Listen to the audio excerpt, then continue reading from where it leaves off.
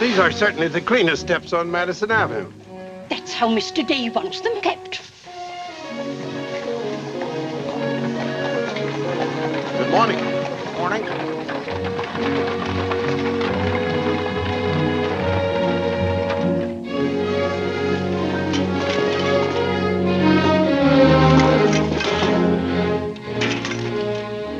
You're new here, aren't you? Just this morning.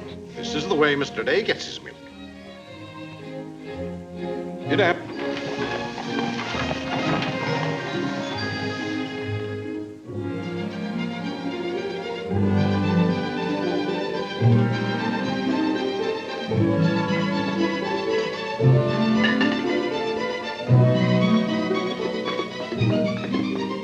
Annie, be careful of this dish. You could burn your hands. And keep the cover on till you're ready to serve them. Mr. Day likes his muffins hot. I'll do that.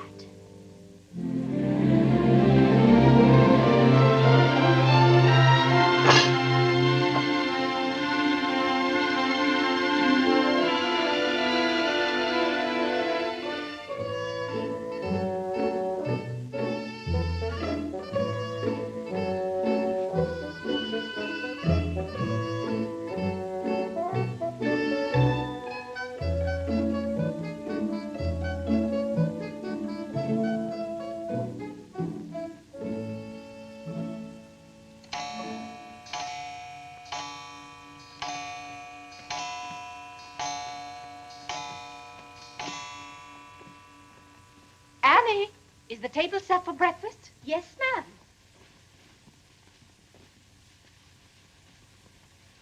Good morning, ma'am. Good morning, Annie. How are you getting along? All right, ma'am. I hope. Now, don't be nervous just because this is your first day. Everything's going to be all right. But I do hope nothing goes wrong.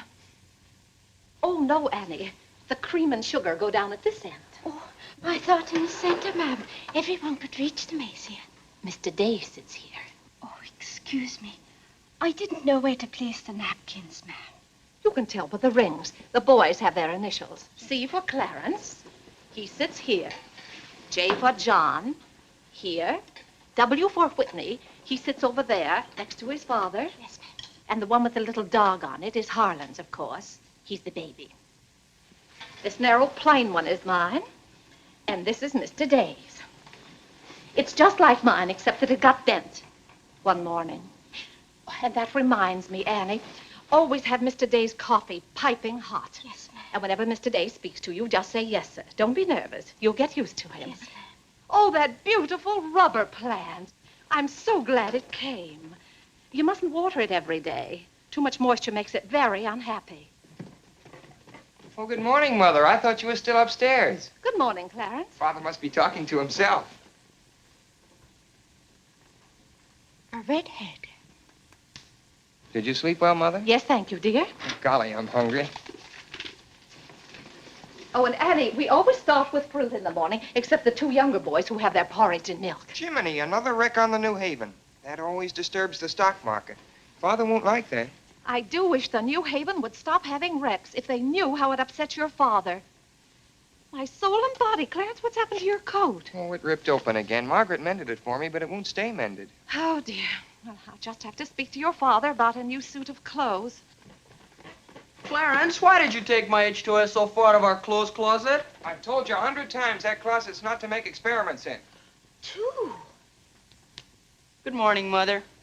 John, have you been making those chemical smells again? No, Mother. I'm making an electric battery. It'll ring a bell and everything. You know your father doesn't like electricity. But, Mother, everything's going to be electricity. Not in this house. Oh, God! What's the matter, Claire? What's wrong? Where's my necktie? Which necktie? The one I gave you yesterday. It isn't pressed yet. I forgot to give it to Margaret. I told you distinctly I wanted to wear that necktie today. You've got plenty of neckties. Put on another one right away and come down to breakfast. I don't know what this world's coming to. Mother, may I have my breakfast early? I'm going to play baseball. 3. Whitney, before you leave the house, you have to study your catechism. But, Mother, they're going to let me pitch today. Good morning. Who won? The Giants, 7-3. Buck Ewing hit a home run. Let me see. Boys, don't wrinkle the paper before your father sees it. Mother, Could you ask me my catechism now? I think I know it. Well, let's see. What is your name? Whitney Benjamin. Who gave you your... Come and help me down, Mother. There are steps to come down on. Good morning, darling. Good morning, Mother. How's your finger? It itches. Good, that's a sign it's getting better. Come along. Oh. Let's see, what was I doing? Oh, yes, the catechism. Who gave you your name? My sponsors in baptism, wherein I was made a member of Christ, the child of God, and an inheritor of the kingdom of heaven. Mother, if I hadn't been baptized, wouldn't I have any name? Not in the sight of the church. What did your sponsors then for you? They did promise and vow 3 things in my name. First, that I should renounce the devil and all of his works, the pomps and vanity of this wicked world, and all the sinful lusts of the flesh. And secondly, that I believe all the articles of the Christian faith. And thirdly, that I should keep God's holy will and commandments and walk in the same all the days of my... Good morning, boys. Good morning. Good morning, Morning, Father. Father. Morning, Vinny. Have a good night? Yes, thank you, Claire. Good. Sit down, boys. What's that thing doing in here? Claire, that's our new rubber plant. Place for rubber plants is on the equator. Take that object out, Catherine. You're not Catherine? No, sir. Good. Never liked Catherine anyway. Thank you, Clarence. Put it somewhere else, Annie, but not too near a window. Sit down, Harlan. Thank you, dear.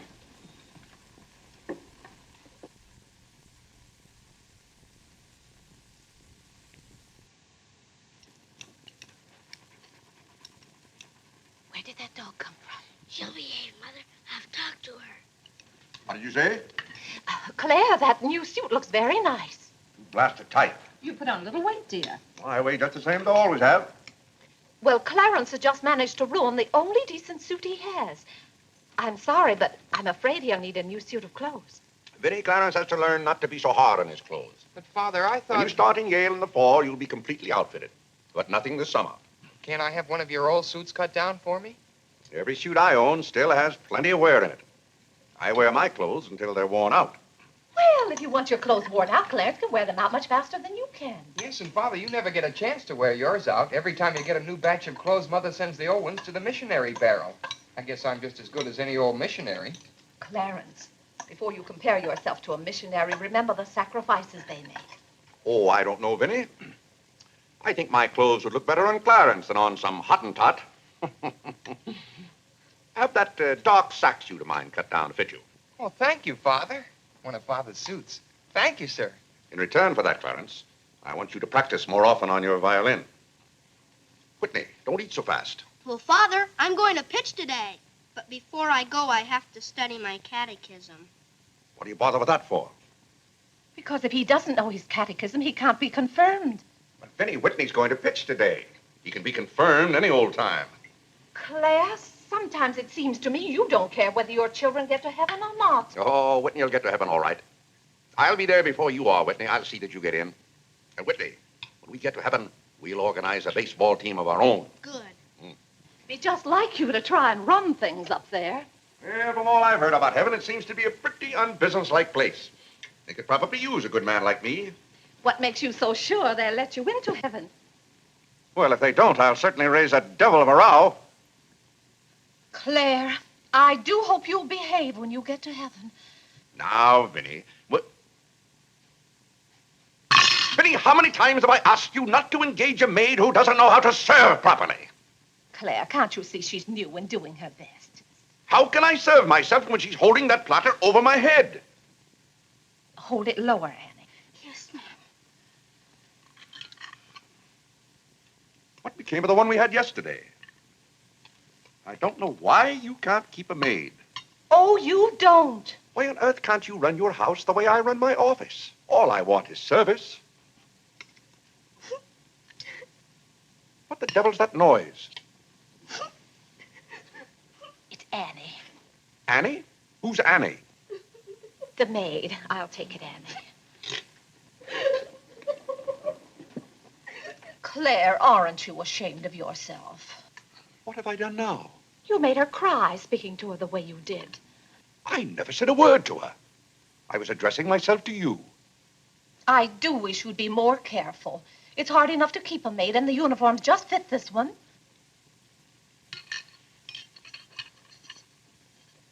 What's the matter, Claire? What's wrong?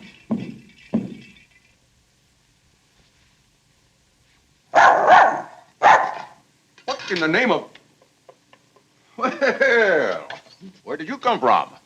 Who do you belong to? She's mine, Father. Her name is Princess. Looks more like a prince to me. What's wanting? Margaret, this bacon's good. Oh, Well, it's good. yes, sir. Harlan, how's that finger? Come here, let me see it. Yes, Father. Ah, yes, that's healing nicely. I guess you'll know the next time that cats don't like to be hugged. It's all right to stroke them, but don't squeeze them. Now go back and finish your oatmeal. I don't like oatmeal, Go on and finish it. It's good for you. but I don't like it. I'll tell you what you like and what you don't like. You're not old enough to know about such things. You've no business not to like oatmeal. It's good. I hate it. That's enough. We won't discuss it. Eat that oatmeal at once.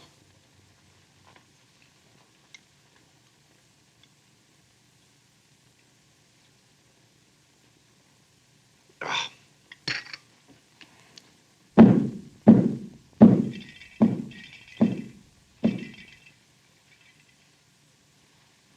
John, that letter's for your mother. I finished my oatmeal, Father. May I be excused? Yes, Whitney, you may go. It's a good game. I will. Whitney? Yes, Mother. My catechism. Never mind this morning, darling. Run along. Thank you, Mother. What's wanting? Margaret, what is this? Coffee, sir. It is not coffee. You couldn't possibly take water and coffee beans and arrive at that. It's slops, that's what it is. Slops. Take it away. I come down to this table every morning hungry. Well, if you're hungry, Claire, why aren't you eating your breakfast? I am. Aunt Judith wants me to come up and visit her. Now, Vinny, I want no more relatives in this house. We are going to live here by ourselves, in peace and comfort. Claire, I was saying Aunt Judith wants me to visit her. Oh. Eat your oatmeal, dear. Now, what on earth is this? Dear friend Day, we are assigning you the exclusive rights to Staten Island for selling the Gem Home Pop-Up of popcorn. I think that's for me, Father. Well, then why isn't it addressed to Clarence Day, Jr.? Oh, it is. I wouldn't get mixed up in popcorn, Clarence. It's too indigestible. Confound it, another wreck on the New Haven. If you please, ma'am, there's $1 due in a package. It's from Lewis and Congers. Oh, yes, those kitchen knives I ordered. Make a memorandum of that, Vinny. $1, and whatever it was for. Of course, Claire. I must have a record of what is spent running this house. I've never understood what good a record is after the money's gone. There's just $1, Margaret. Vinny, this house must be run on a business basis. Of course, dear. That's what the household accounts are for. Oh, Claire, it's 8:30. You don't want to be late at the office. Plenty of time. Annie, clear the table now. Yes, ma'am, I'll do that. Clarence, John, Yes, Mother? you boys go up and move the small bureau from my room into yours. Who's coming? Cousin Cora, and she's bringing a friend with her, a young girl. A girl? You'll have to help entertain her, Clarence. Oh, Mother, do I have to? Wait till Father finds out we've got visitors. There'll be a rumpus. John, don't criticize your father. He's very hospitable. After he gets used to the idea. I like coffee, I like tea, I like the girls, and the girls like me. Well, I don't like girls, and they don't like me. Oh, God! Go on, boys, go on. What's the matter, Claire? What's wrong? How did that get in this room? Now, Claire, how was the new maid to know? Keep that abomination out of here. All right, I'll take it. Oh, Claire, dear, I'm afraid I'm going to need some more money. You were complaining about the coffee this morning. Well, that nice French drip coffee pot is broken, and you know how it got broken. Yeah, never mind that, Vinny. As I remember, that coffee pot cost $5 and something. I'll give you $6. When you get it, Vinny, enter the exact amount in the ledger. Of course, Claire. We can't go on month after month having the household accounts in such a mess. No. And I've thought of a system that will make my bookkeeping perfect. Well, I'm certainly relieved to hear that. All we have to do is open charge accounts everywhere, and the stores will do my bookkeeping for me. Now, wait a minute, Vinny. Then, when the bills come in, you'd know exactly where your money had gone. Yes, I certainly would. Vinny, we get enough bills as it is. Claire, dear, don't you hate those arguments we have every month? I certainly do. Not to have those, I should think, would be worth something to you. Well, I'll open an account at Lewis and Conger's and one at McCreary's to start with. Thank you, Claire. We'll see how it works out. Thank you. Oh, the rector's coming to tea today. The rector? Well, I'm glad you warned me. I'll go to the club. Don't expect me home until dinner time. Claire, dear, I do wish you'd take a little more interest in the church. Getting me into heaven is your business, Vinny. If there's anything wrong with my ticket when I get there, you can fix it up. Everybody loves you so much, I'm sure God must too. I'll do my best, Claire. It wouldn't be heaven without you. If you're there, Vinny, I'll manage to get in some way, even if I have to climb the fence. Sweet Marie, come to me, sweet Marie. Margaret! Margaret! Oh, yeah! What's the matter, Claire? What's wrong? Why did God make so many dumb fools and Democrats? Ah, politics. Yes, but it's taking the bread out of our mouths. Huh. Honest Hugh Grant. Honest Bah.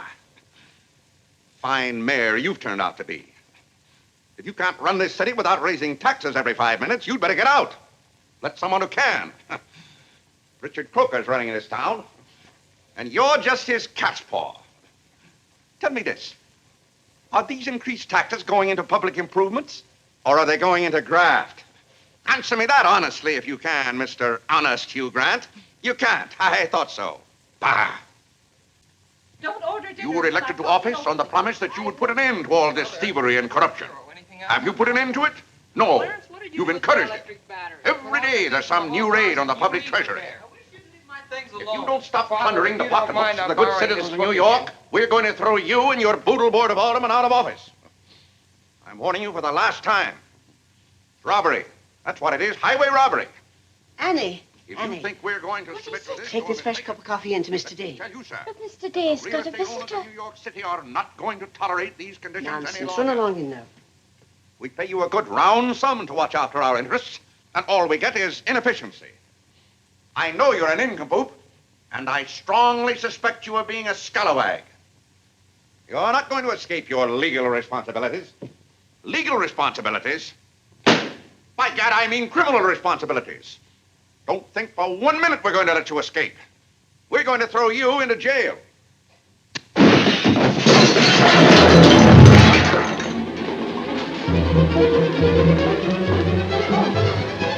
Annie, are you hurt? He can't throw me into jail. Vinny? Vinny, why can't I have quiet here in the morning? Claire, what happened? It sounded to me as though that maid dropped a whole tray of dishes. Yes, but what did you say to her? Say to her? I haven't seen her since breakfast. I've got to get to the office. Oh, yes, Claire, you don't want to be late. I'll be home in plenty of time for dinner. Why don't we have chicken fricassee tonight? Well, Claire, chicken's gone up. It's 8 cents a pound.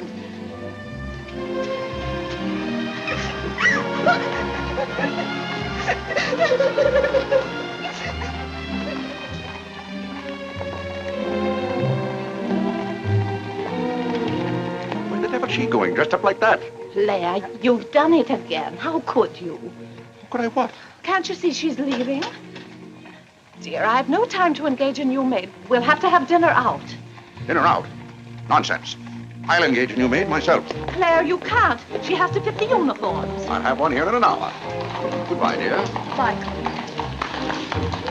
Good morning, Mr. Day. On your way to the office? Yes, Terence. Good morning. Mrs. Day? Good morning, Mr. Day. Good morning, James.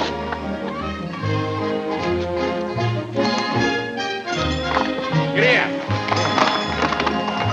Get here.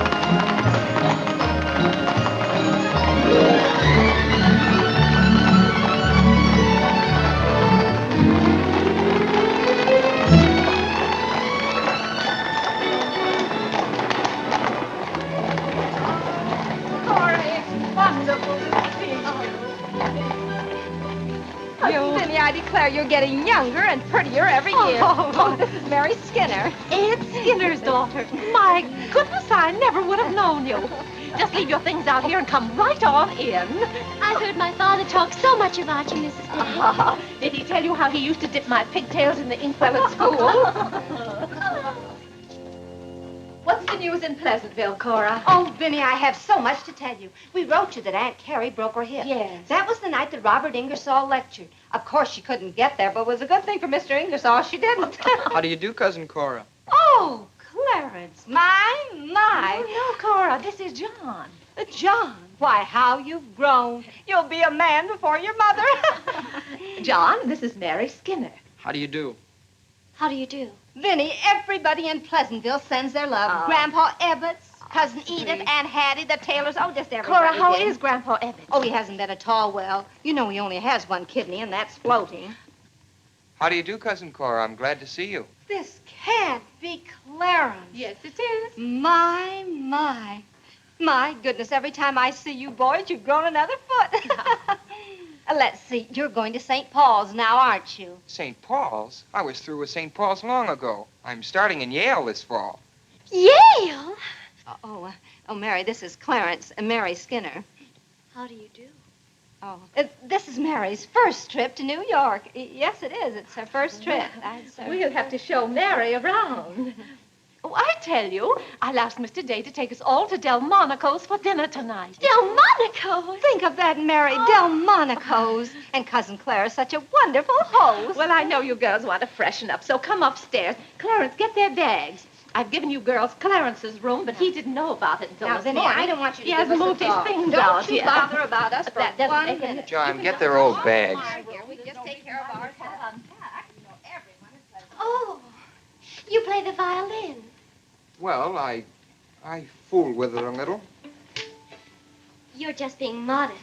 No, really, I play the piano. Not awfully well, but... Now, you're being modest. Do you ever play duets?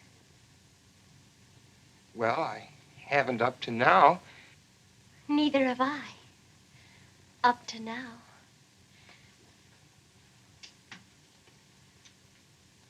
Cora didn't tell me about you. I never met a Yale man before.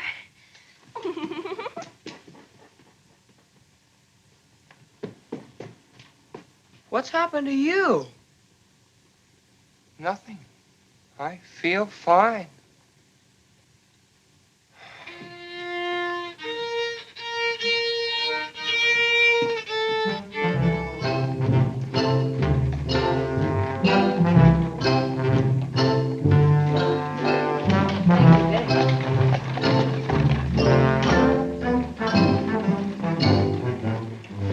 Where do you keep them? Do you wish a domestic servant? Where do you keep them? I will take your name and address. Confound it, I'm late at the office now. If you will give me the details as to what kind of person you require. I'm asking you where you keep them. Why, the girls are in there, but clients are not allowed in that room. If you will tell me the kind of a position you wish to have filled, I will be very glad to...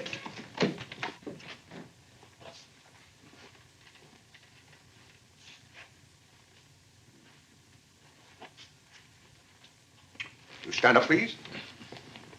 Sir, this is quite against the rules. I must know what you want the girl for. I'll take that one. What's your name? Hilda, sir. Hilda, you go right over to 420 Madison Avenue. I will, sir. That's all, thank you.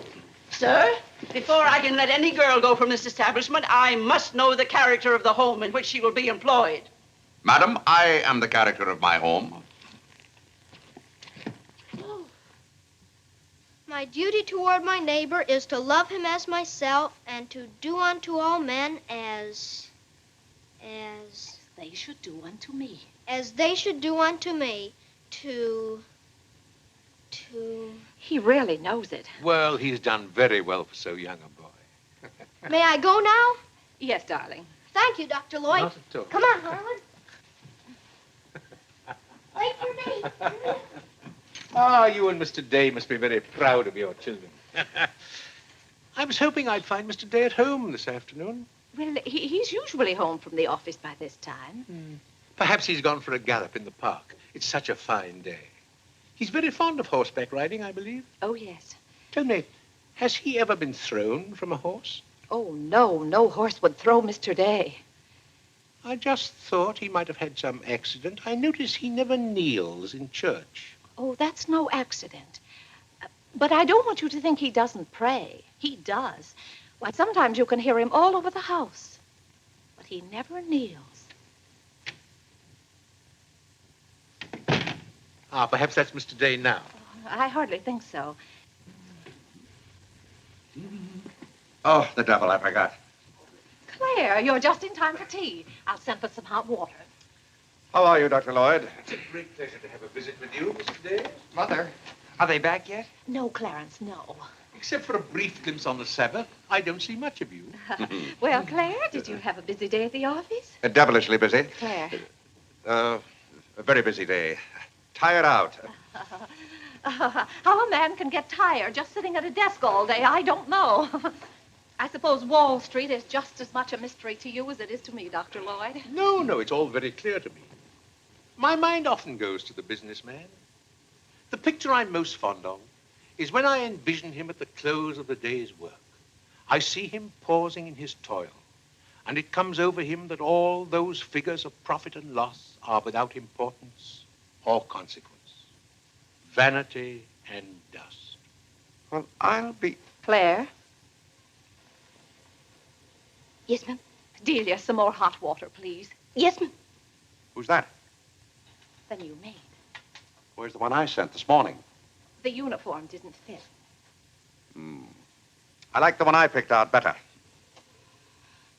Claire, Dr. Lloyd wants to tell us about the plans for the new edifice. The new what? The new church. You knew we were planning to build a new church. Of course, we're going to have to raise a large sum of money. Well, personally, I'm against the church hopping, skipping, and jumping all over the town. So any contribution I make will have to be a small one. The amount everyone is to subscribe has already been decided. Who decided it? After considerable thought, we voted that our supporting members should each contribute a sum equal to the cost of their pew. I paid $5,000 for my pew. Yes, Claire, that makes our contribution $5,000. That's robbery. Do you know what that pew was worth today? $3,000. That's what the last one sold for. I've taken a dead loss of $2,000 on that pew already. Huh. Frank Baggs sold me that pew when the market was at its peak. He knew when to get out. And I'm warning you, Vinny, if the market ever goes up, I'm going to unload that pew. Clarence Day, how can you speak of the temple of the Lord as though it was something to be bought and sold on Wall Street? Now, Mrs. Day, your husband is a practical man. We've had to be practical about the new church. We have all the facts and figures. Oh? What's the property worth where we are now? Oh, let's see. Is it $40,000? I know the figure has a 4 in it. What's the new piece of property going to cost you? I think the figure I heard mentioned was $85,000. Or was it $185,000? Dr. Lloyd, you preach that someday we'll all have to answer to God. We shall indeed. Well, I hope God doesn't ask you any questions with figures in them. Mrs. Day is in the living room. Thank you. It's Cousin Cora. She's passing through town. Well. Oh, hello. Hello. Hello. Thank you for helping me. Come, Mary. Oh, Vinny, what a day. We've been in every shop in town. Why, Cousin Claire. Cora! My. You're as welcome as the flowers in May. This is Mary Skinner, Mr. Day. How do you do? I've been telling Mary all about you. She's been dying to meet you. Well. Dr. Lloyd, I want you to meet my favorite cousin, Miss Cartwright. How do you do? And this is Mary Skinner. Miss Skinner, Dr. Lloyd. How do you do? How do you do? Well, this seems to be a family reunion. I'll just run along. Goodbye, Dr. Lloyd. Goodbye, Miss Cartwright. Goodbye. Goodbye. Oh, Clarence, you haven't said how do you do to Dr. Lloyd. Goodbye, Dr. Lloyd. Goodbye, everybody. I'll go to the door with you, Dr. Thank Lloyd. you, and thank you so much for the tea. Those muffins were delicious. And Who did you say this pretty little girl is? She's Ed Skinner's daughter. This is Mary's first trip to New York. Oh, sit down, sit down. Have some tea. We had tea downtown. Oh, never mind then. Delia. Delia, sit down, sit down. Even if you have had tea, you can stay and visit for a while. As a matter of fact, why don't you both stay to dinner? That's all arranged, Claire. Cora and Mary are going to have dinner with us. Fine, fine. Of course, you'll just have to take potluck. Well, I'd hardly call it pot. Claire, did you know the girls are going to visit Aunt Judith in Springfield for a whole month? Fine. Now, how long are you going to be in New York, Cora? All week. Splendid. We'll hope to see something of you. Well, you certainly will. Cora, did you find anything you wanted in the shop? Oh, I can't wait to show you. Oh, but I'm afraid some of these packages can't be opened in front of Cousin Claire. Shall I leave the room?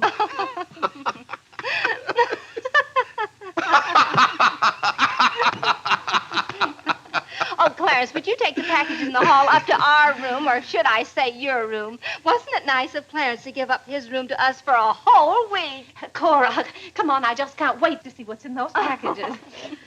Well, we'll be back soon. Vinny, I wish to speak to you before you go upstairs. I'll be down in just a minute, Claire. I wish to speak to you now. I'll be up in just a minute, Cora. It's all right, Vinny. Come along, Mary. Are those two women encamped in our house? Now, Claire. Answer me, Vinny. Now, Claire, you know... Answer me! Just a minute. Clarence.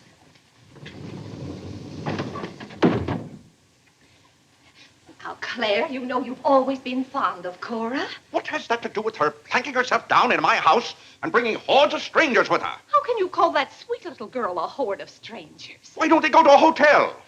New York is full of hotels built for the express purpose of housing such nuisances. Claire, two girls alone in a hotel? Why, who knows what might happen to them? All right, then put them on the first train. They want to roam with the gypsies? Lend them a hand. Keep them roaming. But, Claire, they're just staying in that little room of Clarence's. The trouble is they don't stay there. They stay in the bathroom. Every time I want to take my bath, it's full of giggling females, washing their hair. I tell you, I won't have it. Send them to a hotel. I'll pay the bill gladly, but get them out of here. Father, I'm afraid they can hear you upstairs. Then keep those doors closed. Clarence, you open those doors. Open them all the way. Now, Claire, you be quiet and behave yourself. They're here, and they're going to stay here. That's enough, Vinny. I want no more of this argument.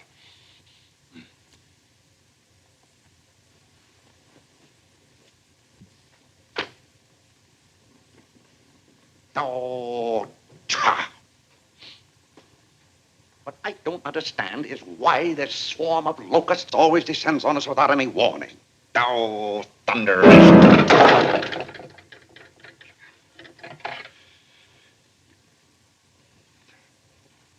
Vinny. Dear Vinny.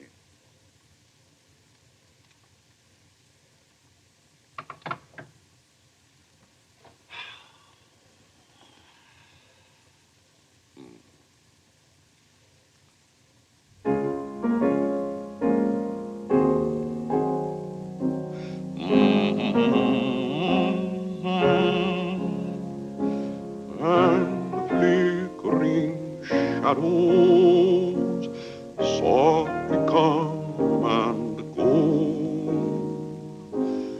Though my heart be weary. Father, may I go along with the rest of you to Delmonico's? What's that, Delmonico's? You're taking Mother, Cousin Cora, and Miss Skinner to Delmonico's for dinner tonight. Oh, Gad! I won't have it. I won't have it. I will not have my life arranged for me. I bought this house for my own comfort. I will not submit myself to this indignity. Now, Claire, what's the matter? I won't stand it. By heaven, I won't stand it. Clarence. Do I understand that I am not permitted to have dinner in my own home? Claire, a little change will do you good. I have a home to have dinner in, and any time I can't have dinner at home, this house is for sale. Well, Claire, you can't have dinner here tonight because it isn't ordered. And besides, Cora and Mary want to see something of New York. Well, that's no affair of mine. I am not a guide to Chinatown and the Bowery. Oh, Mr. Day, I just love your house. I could live here forever.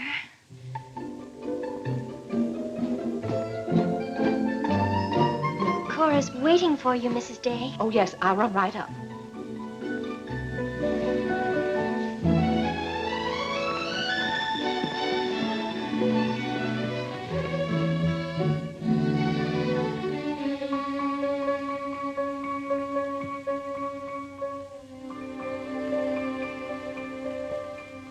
I'm glad you like our house, Miss Skinner.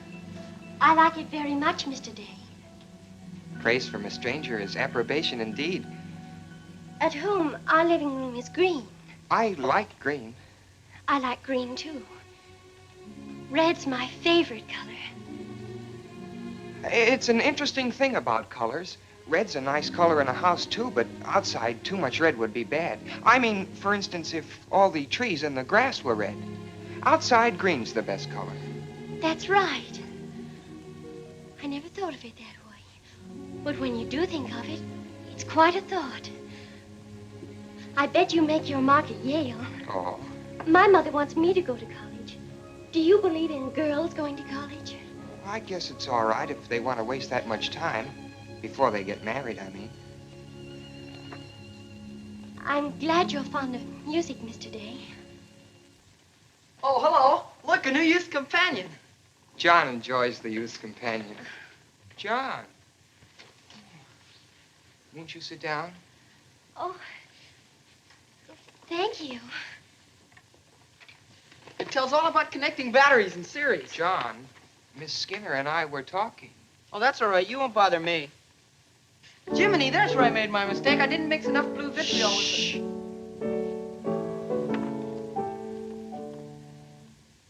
Oh, don't stop. Can you play that? I'm afraid not. Can you play Sweet Genevieve? That's my favorite. Not without my music. Hymns are nice, don't you think? I like this one.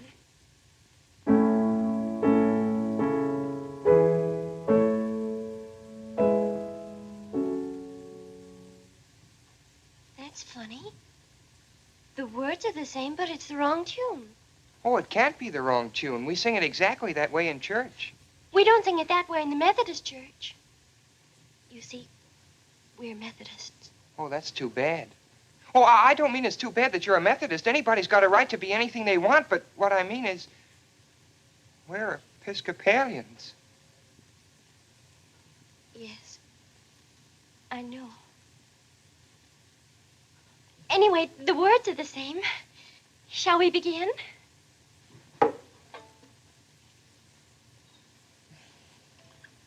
Now.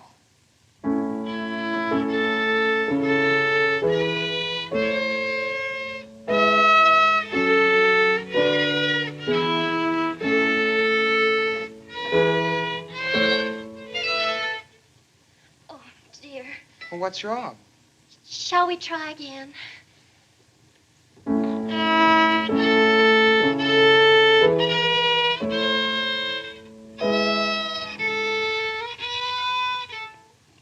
It must be my fault. Oh, no, it's my fault. No, you're the Episcopalian.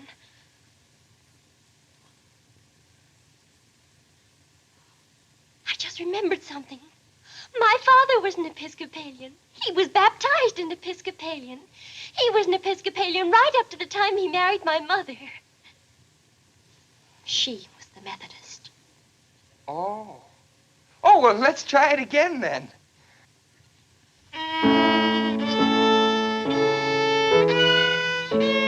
Well, Clarence, if you're going to Delmonico's with us, you'd better get dressed. Am I going to? Jiminy. Thank you, Father.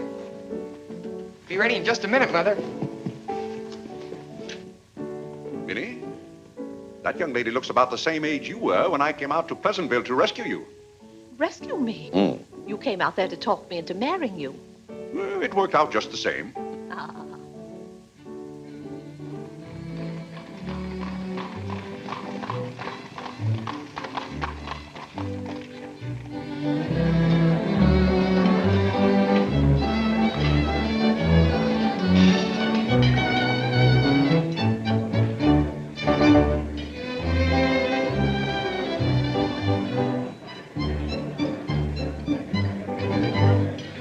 L'addition, François. Oui, monsieur, tout de suite. Louis, l'addition pour monsieur Day. Oui, monsieur. Alors, vite, vite. Tout de suite. Alors, vite, vite, tout de suite.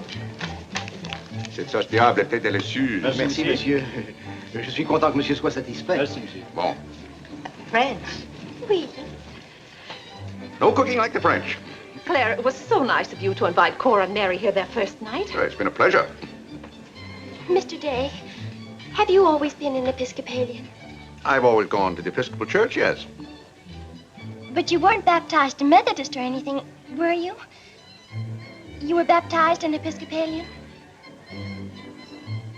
Come to think of it, I don't believe I was ever baptized at all. Claire, that's not very funny, joking about a subject like that. I'm not joking. I remember now, I never was baptized. Claire, that's ridiculous. Everybody's baptized. What? I'm not. No one would keep a little baby from being baptized. You know father and mother, free thinkers, both of them. They felt their children should decide those things for themselves. But Claire... I remember when I was 10 or 12 years old, Mother said I ought to give some thought to it, but I never got around to having it done to me. Claire, do you know what you're saying? Yes, I'm saying I've never been baptized. Then something's got to be done about it right away. Now, Fiddy, don't get excited over nothing. Why haven't you ever told me? Well, what difference does it make? I've never heard of anyone who wasn't baptized. Even the savages in darkest Africa. Well, it's all right for savages and children. But if an oversight was made in my case, it's too late to correct it now.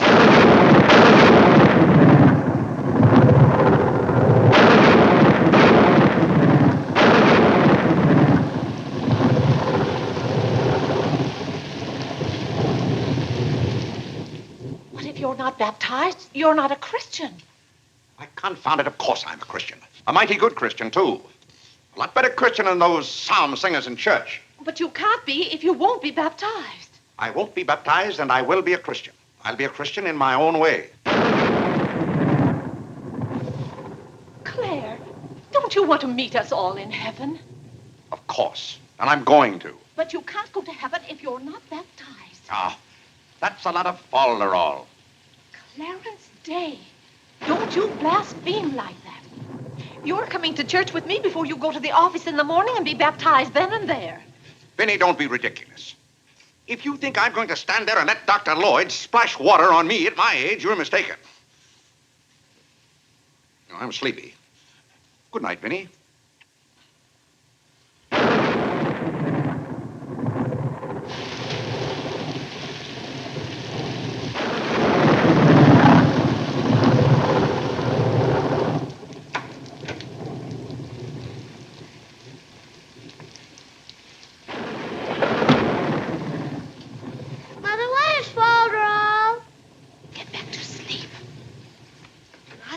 Yes, Whitney. If Father hasn't been baptized, he hasn't any name.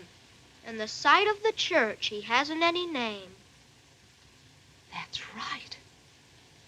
Maybe we're not even married.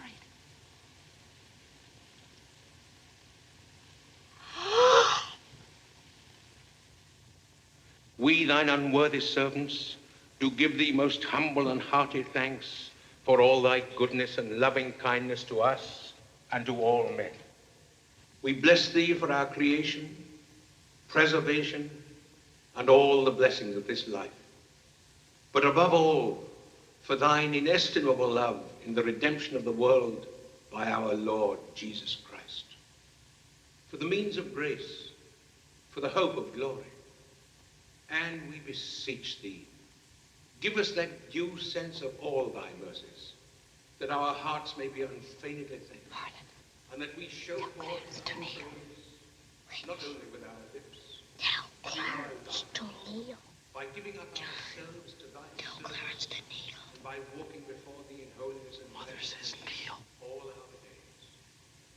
Through Jesus Christ our Lord, to whom, with thee, and the Holy Ghost, be all honor and glory, world without end. Amen. The grace of our Lord Jesus Christ, and the love of God, and the fellowship of the Holy Ghost be with us all evermore. Amen. Amen.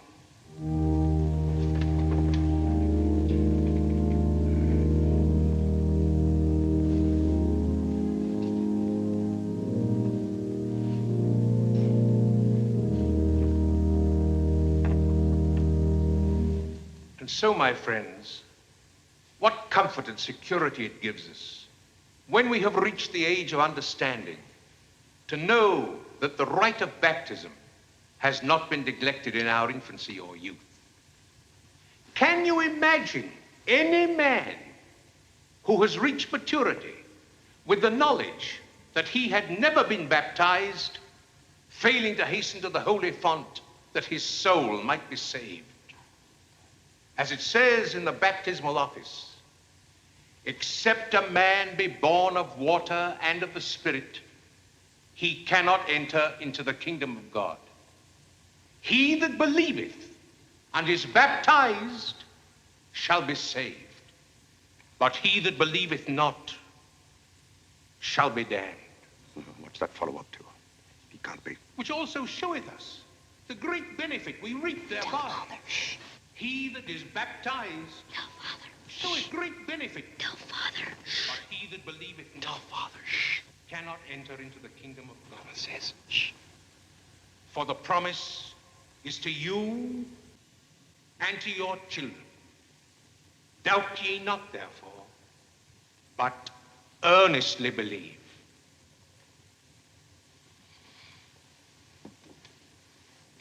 In the name of the Father, and of the Son, and of the Holy Ghost. Amen. Amen.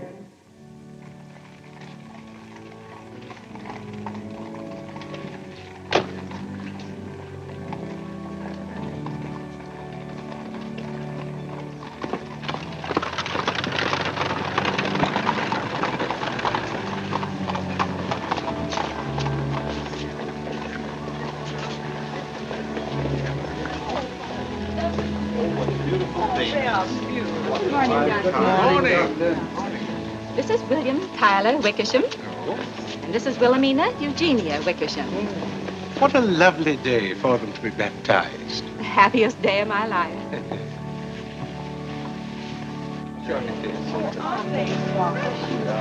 Lovely set. Thank you, Mrs. Dale.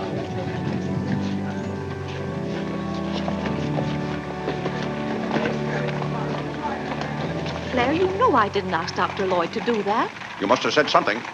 Well, I had to find out from him if we were really married. I am married and I'm not baptized. And as far as I'm concerned, the whole congregation can know it. They certainly know it now. That suits me. I don't go to church to be preached at as though I were some lost sheep. Claire, you don't seem to understand what the church is for. Minnie, if there's one place the church should leave alone, it's a man's soul.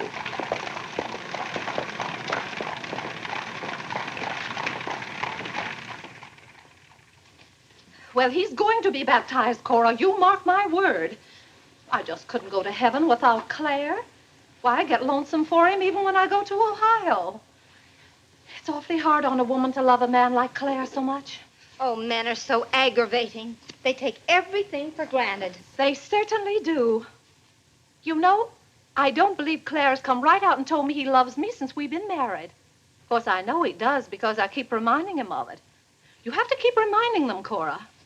Minnie, the table isn't set for dinner yet. I'll be back in a minute, Cora. We're having it after Cora and Mary go to the train. Their cab's coming at 1 o'clock. Cab? The horse cars go right past the door. But, Claire, they have those heavy bags. Cabs are a waste of money. Well, if dinner's going to be delayed, I'll work on this month's bills. Where are they? Now, Claire, it isn't fair to go over the household accounts when you're hungry. Vinny, where are those bills? They're in the library on your desk. I didn't know dinner was going to be late. No one ever tells me anything in this house. Back home, I ride all the time. I love horses. The horse is my favorite animal. Well, goodness, where have you two been? Clarence wanted to show me his grandfather's house. You'll have to hurry and finish your packing. It won't take me long. Can I help you pack? Clarence! Clarence? Why didn't you kneel in church today? I just couldn't. If it's because your father doesn't kneel, you must remember he wasn't brought up to kneel in church. But you were. Has it anything to do with Mary? I know she's a Methodist. Oh, no, Mother Methodists kneel. Mary told me. They don't get up and down so much, but they stay down longer. Clarence, you want to kneel, don't you? Oh, yes, I wanted to kneel today. I tried. You saw me try, but I just couldn't. Is that suit of your father's too tight for you? No, it's not too tight. Well, what is it? Mother, very peculiar things have happened to me since I started to wear this suit. I can't seem to make these clothes do anything Father wouldn't do. Oh, that's nonsense, Clarence. And not to kneel in church is a sacrilege. Making Father's trousers kneel seemed more of a sacrilege. Clarence! Do you know what happened at Dura Wakefield's party for Mary last night? We were playing musical chairs, and some girl sat down suddenly right on my lap. Well, I jumped up so fast she almost got hurt. She was sitting on Father's trousers. Oh, Mother, I've got to have a suit of my own. My soul and body. Well, you'll just have to talk to your father about it. I'm sure if you approach him the right way, tactfully, he'll see. Oh, excuse me. Gracious. It didn't take you very long. Well, I'll see about your box lunch for the train. Remember, it's Sunday.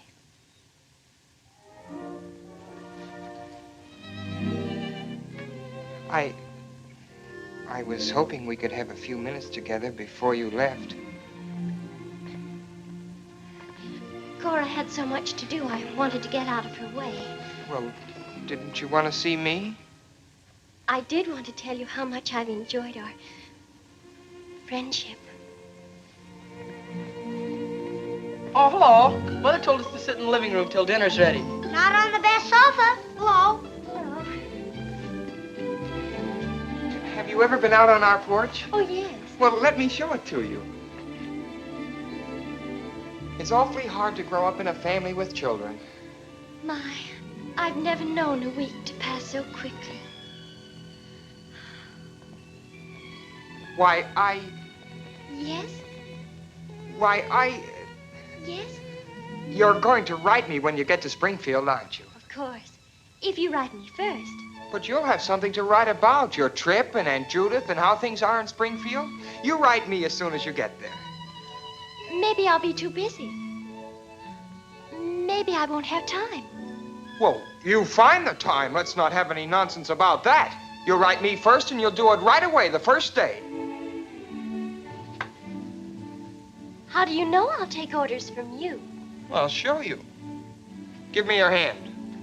Why should I? Give me your hand, confound it. What do you want with my hand? I just wanted it. What are you thinking about? I was just thinking. About what? I was hoping you'd write me first, because that would mean you liked me. Well, what's my writing first got to do with liking you? You do like me then. Of course I do. I like you better than any girl I ever met. But you don't like me well enough to write first. Well, I don't see how one thing's got anything to do with the other. But a girl can't write first because she's a girl. Well, that's nonsense. If a girl has something to write about and a fellow hasn't, there's no reason why she shouldn't write first. You know, the first few days I was here, you'd do anything for me. And then you changed. You used to be a lot of fun. Then all of a sudden you turned into an old sober sides. Why, you even dress like an old sober sides. What's the matter? I just happened to remember something. What? Oh, I know. It's because this is the last time we'll be together. Mary, please. But, Clarence, we'll see each other in a month when I come back. Oh, Clarence, please write me first, because that'll show me how much you like me. Please. I'll show you how much I like you. Get up, get up! Oh! Oh, Mary, don't do that. Please don't do that. Now you'll think I'm just a bold and forward girl. Oh, no, it's not that. Was it because it's Sunday? No, it'd be the same any day. Oh! You just didn't want me sitting on your lap. Oh, it was nice of you to do it. It was nice of me, so you told me to get up. You just couldn't bear to have me sit there. Oh, well, you needn't write me first. You needn't write me any letters at all. Because I'll tear them up without opening them. I never want to see you again. Oh, Mary, Mary, listen to me. Mary, please. Oh, Mary.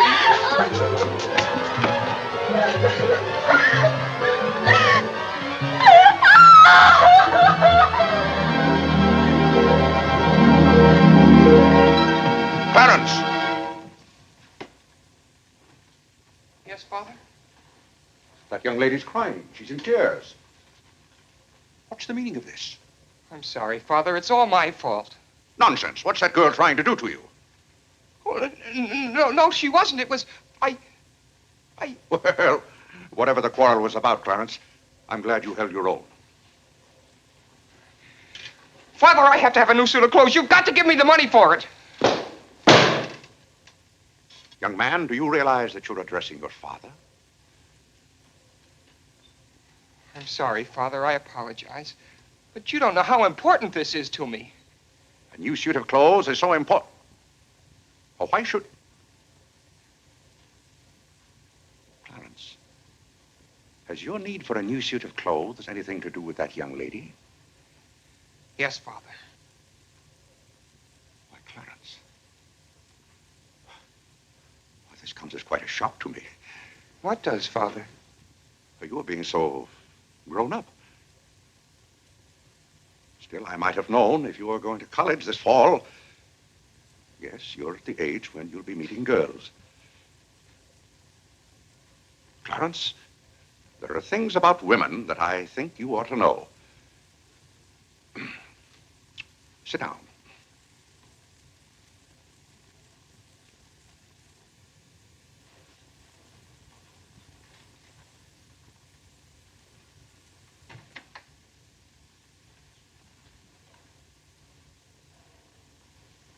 Yes, I think it's better for you to hear this from me than to have to learn it for yourself. Clarence, women aren't the angels that you think they are. Well, now, first let me explain this to you. You see, Clarence, we men have to run this world, and it's not an easy job. It takes work, and it takes thinking. A man has to reason things out.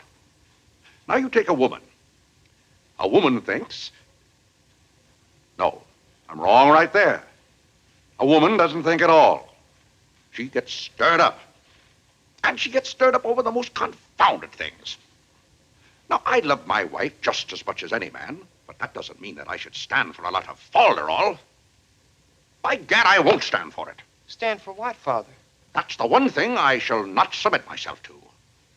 Clarence, if a man thinks a certain thing is wrong, he shouldn't do it. If he thinks it's right, he should do it. Now, that has nothing to do with whether he loves his wife or not. Who says it has, Father?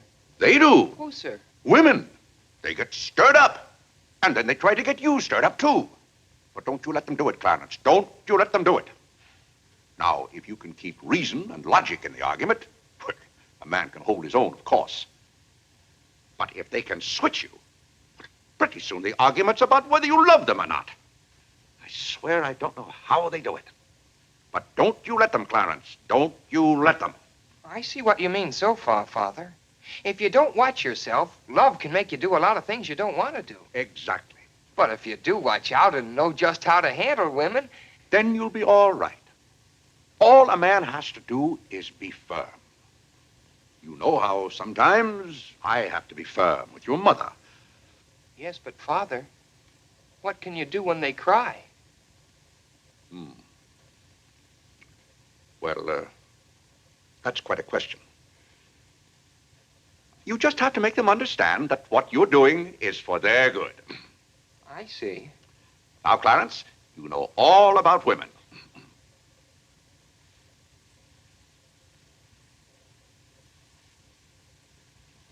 But, Father... Yes, Clarence? I thought you were going to tell me about...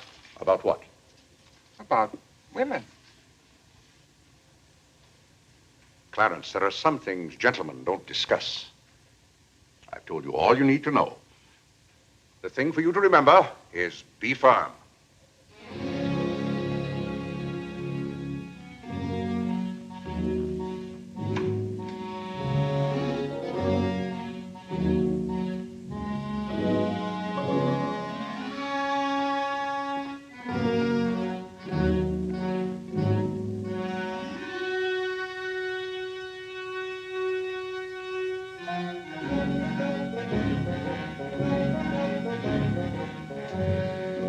Mary, when you get to Springfield, the very first thing you...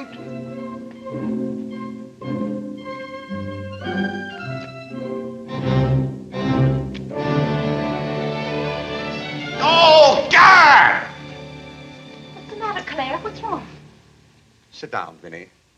Oh, Claire, Cora and Mary are leaving any moment Sit down. now. Vinny, you know I like to live well, and I want my family to live well. But this house must be run on a business basis. I must know how much money I'm spending and what for. For instance, if you recall, a week ago, I gave you $6 to buy a new coffee pot. Yes, because you broke the old one. You threw it right on the floor. I'm not talking about that. Now, I find here It among was my... a pity to break that nice coffee pot, Claire. It was imported from France, and that little shop has stopped selling them. But what has that They to... said the tariff wouldn't let them, and that's your fault because you're always voting to raise the tariff. The tariff protects America against cheap foreign labor. Now, this bill... The tariff does nothing but put up the prices, and that's hard on everybody, especially the farmer. Vinny, I wish to heaven you wouldn't talk about matters you don't know anything about. I do, too, know about them. Miss Gulick says that every intelligent woman should have some opinion Who, about... may I ask, is Miss Gulick? She's the current events woman I told you about, and the tickets are $1 every Tuesday. Do you mean to tell me that a pack of idle-minded females pay $1 apiece to hear another female gabble about the events of the day? Listen to me if you want to know anything about the events of the day. But you get so excited, Claire. And besides, Miss Gulick says that our president, whom you're always belittling, prays to God for guidance. Vinny, what happened to that $6? What $6? I gave you $6 to buy a new coffee pot. Now I find that you apparently got one at Lewis and Congress and charged it. Here's the bill. One coffee pot, $5. So you owe me $1, and you can hand it right over. I'll do nothing of the kind. What did you do with that $6? Well, Claire, I can't tell you now, dear. Why didn't you ask me at the time? I give up. Wait a minute. I spent $4.50 for that new umbrella. Now we're getting somewhere. One umbrella, $4.50. And that must have been the week I paid Mrs. Tobin for 2 extra days washing. Mrs. Tobin. That's $2 more. $2. That makes $6.50, and that's another 50 cents you owe me. I don't owe you anything. What you owe me is an explanation of where my money's gone. I do the best I can to keep down expenses. You know yourself, Cousin Phoebe spends twice as much as we do. Don't talk to me about your cousin Phoebe. You talk about your own relatives enough. That's not fair, Vinny. When I talk about my relatives, I criticize them. I can't even speak of Cousin Phoebe. You can speak of her all you want to. But I won't have Cousin Phoebe or anyone else dictating to me how to run my house. I didn't say a word about her dictating. Claire, you know she isn't that. You said... Well, I don't know what you said now. You never stick to the point.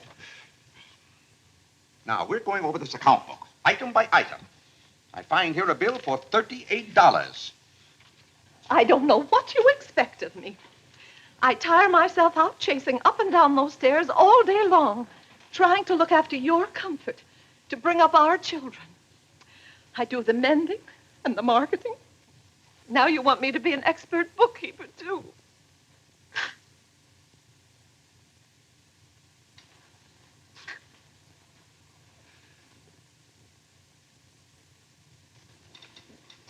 Vinny, I want to be reasonable, but can't you understand? I'm doing all this for your own good. Oh. Well, I suppose I'll have to go ahead just paying the bills and hoping I've got enough money in the bank to meet them. But it's all very discouraging. I'll try to do better, Claire. Well, that's all I'm asking. Well, I'll make out the checks and sign them. But maybe I haven't any right to sign those checks since in the sight of the Lord I haven't any name. That's right. Claire, to make those checks good, you'll have to be baptized right away. Vinny, the bank doesn't care whether I've been baptized or not. Well, I care. And no matter what Dr. Lloyd said, I'm not sure we're really married. Vinny, we have 4 children. If we're not married now, we never will be. Claire, Dr. Lloyd said this morning. Well, that's all, Vinny. Hadn't you better go tell Whitney to watch for the cab? Not before you give me that $1.50. What $1.50? The $1.50 you owe me. I don't owe you any $1.50. I gave you money to buy a coffee pot for me, and somehow it turned into an umbrella for you. Why, Clarence Day, what kind of man are you? Quibbling about $1.50 when your immortal soul is in danger. And what's more, All right. All right.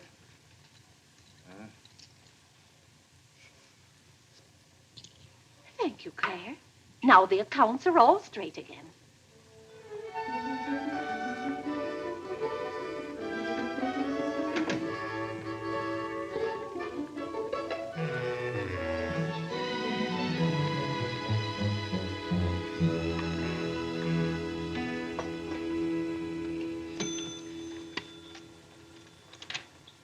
What were you doing down there? I'm setting up this new burglar alarm. I invented it myself.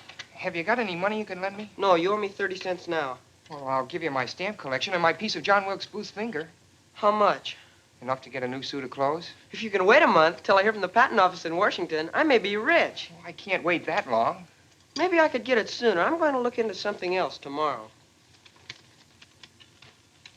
Wanted, an energetic young man to sell household necessity. Liberal commission. Apply 312. What?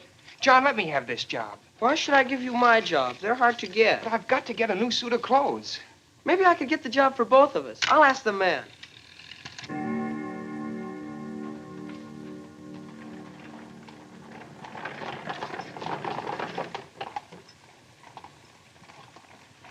The cab's here, Father. Oh, thank you, Whitney. Vinny, Cora, the cab's here. John, go up and get their bags. Yes, sir. Here's the lunch for the train, sir. Take it out to the cab. Who's that one? It's Ellen. Delia left yesterday. I don't know where your mother finds them. Now, Vinny, don't you let Claire worry about us. We have plenty of time. Take the bags right on out, John. Yes, sir. Well, goodbye, Clarence. It was so nice to see you Goodbye, again. Cousin Cora. Goodbye, Whitney. Now, you be a good boy. Goodbye, Cousin Cora. Goodbye, Harlan. Goodbye. Keep out of mischief. Come along, everybody. Don't keep the cab waiting. Cabs cost money. If there's one thing Mr. Day can't stand, it's to keep a cab waiting. If there's any waiting to do, there's a waiting room at the Grand Central Depot just for that. Mary, aren't you even going to shake hands with me? I don't think I'd better. You may remember that when I get too close to you, you feel contaminated. Mary, you're going to write to me, aren't you? Are you going to write first? No, Mary. There are times when a man must be firm. Mary, Mother says you better hurry out before Father starts yelling. It's Sunday. Goodbye, John. I'm very happy to have made your acquaintance. Thank you. May I help you? No, thank you. Take care of yourself. Goodbye, Mr. Day. Goodbye, Mary. Goodbye, Mrs. Day. I've had a wonderful Goodbye, time. Mary. Thank you. Bye-bye. Goodbye. Goodbye, Cousin Claire. Goodbye, Cora. Goodbye, Cora. Bye, Cousin Claire.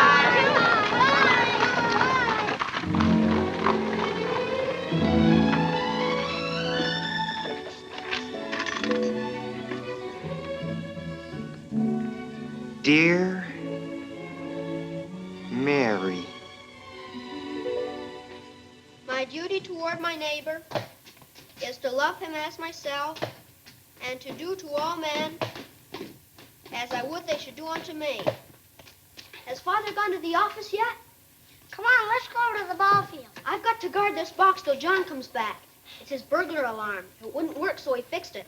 We're going to put it back in the dining room after Father goes to the office. Are there burglars around? Everywhere. Oh. To love, honor, and succor my father and my mother. Why do you have to learn that? Because if I don't, I'll go to hell. Father's going to hell. He is not. Yes, he is, because he isn't baptized. He'll go to hell and burn for 1,000 years. He won't. He won't. He'll be in a lake of fire and brimstone, and 1,000 devils with pitchforks will be poking at him. No, Mother, don't let the... Father will hear you. No, I don't. Oh, come on, ye faithful.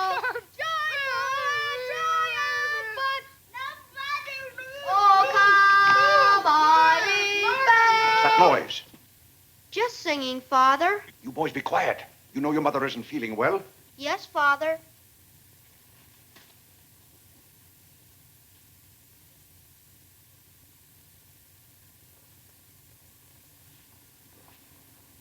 What did your mother say?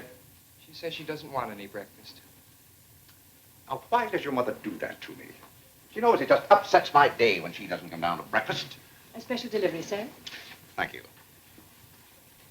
Thank you. Where's John this morning? Well, John had his breakfast early, Father, and went out to see about something. See about what? Well, John and I thought we'd work this summer and earn some money. Good. Work never hurt anyone. It's good for them. But if you're going to work, work hard. King Solomon had the right idea about work. Whatever thy hand findeth to do, Solomon said, do thy doggonedest. Well, I don't understand this at all. Here's a letter from some woman I never even heard of. Oh, Father. Don't gad! What is it, Father? This woman claims that she sat on my lap and that I didn't like it. Huh. What's that word? No, that one down there. It looks like curiosity. Oh. I only opened your letter as a matter of curiosity. Huh. Yes, go on. Why, this gets worse and worse. Just turns into a lot of sentimental, lovey-dovey mush. Tcha! This is someone's idea of a practical joke. What's the matter, Claire? What's wrong? Nothing wrong. Just a fool letter. How are you feeling, Vinny? I thought you needed me. If you don't, I'll go back to bed. Oh, no. Come sit down and get some food in you. Do you good. Build up your strength. Yeah, here, sit down. Here, what's this one's name? Nora. Nora, get Mrs. Day some bacon and eggs. No, Nora. Bring me a cup of tea up to my room. Yes, ma'am. Oh, Vinny, it's just weak to give in to an ailment. I notice when you have a headache, you yell and groan and swear enough. Well, that's to prove to the headache that I'm stronger than it is. I think I've caught some kind of germ. Some of my friends have had to send for the doctor. The doctor? Oh, poppycock. But Claire, dear, when people are ill, you have to do something. Certainly I have to do something. Cheer them up. That's the way to cure them. How would you go about cheering them up? I? Oh, I'd tell them, bah.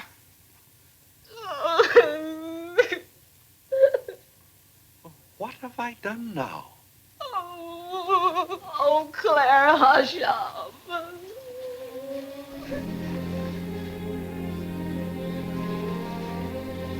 Hey, I didn't mean to upset you.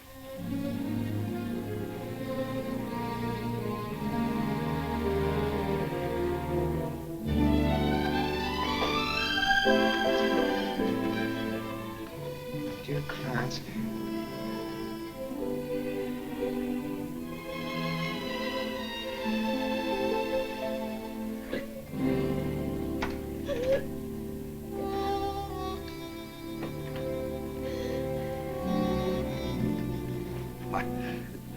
I was just trying to help you. You know, when you take your bed, I have a confounded lonely time around here. So when I see you getting it into your head that you're not feeling well, I want to do something about it. Just because some of your friends have given into this, no reason why you should imagine you're ill. Claire, stop. Get out of this house and go to your office.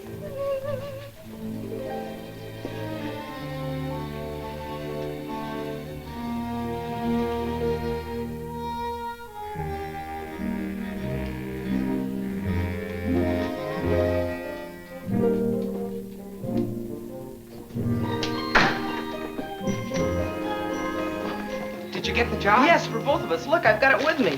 What is it? Medicine. Medicine? You took a job for us to go out and sell medicine? But it's wonderful medicine. Look what it cures.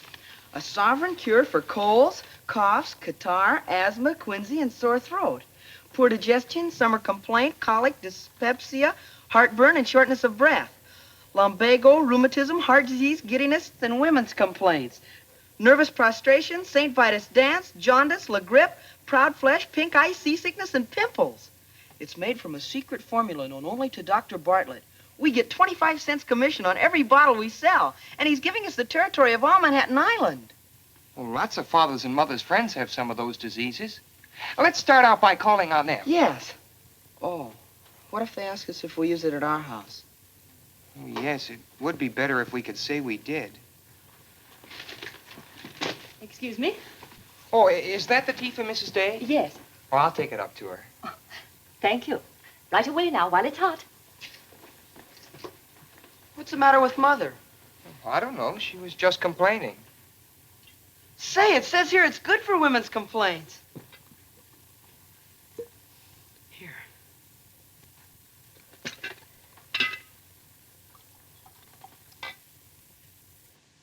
Yes, sir. Chesapeake and Ohio, an 8. New York Central, 3/4. I'd like to see Mr. Day about those Morris and Essex bonds. Today is very busy this morning. You'll have to wait.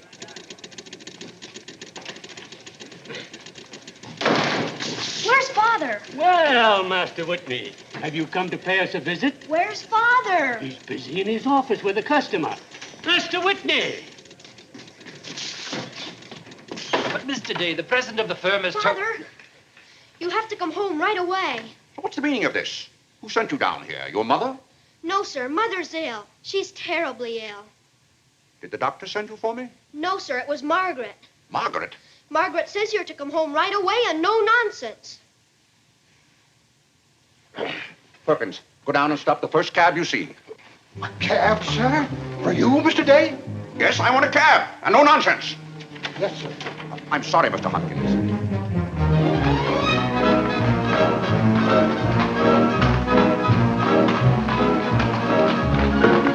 Confound you, can't you go any faster? All right.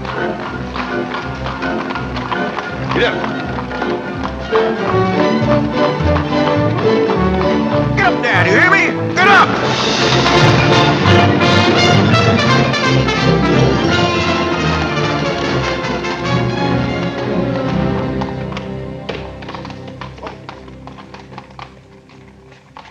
Oh, Doctor, how is Mrs. Day? She's a pretty sick woman. Oh, what's wrong with her? Well, do you know or don't you? What did Mrs. Day have for breakfast this morning? Not a thing. I tried to get her to eat something, and she wouldn't. I can't understand it. Understand what? These violent attacks of nausea. It's almost as though she were poisoned. Poisoned? Let me take your cab. I'll try not to be gone more than 10 or 15 minutes. And, Mr. Day, you're not to go into a room. You'd better get her well. Right away, or you'll hear from me. Turn west on 47th Street. Yeah.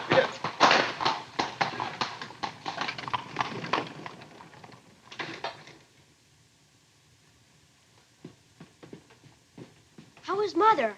I don't know. Well, she better be good and sick, or Father may be mad at me for getting him up here. Especially in a cab. Has your father come? Yes, just now. Where are you going, Margaret? I have to go for the minister.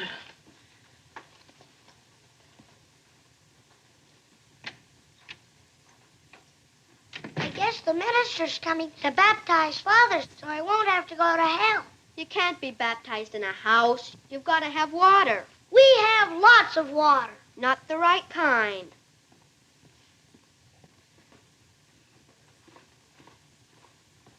Is Mother better, Father? How can I tell? She wouldn't let me in the room with her. These confounded doctors never know what's the matter with anybody.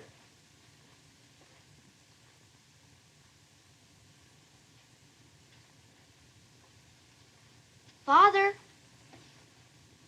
Yes? Mother's going to get well, isn't she? Of course she's going to get well.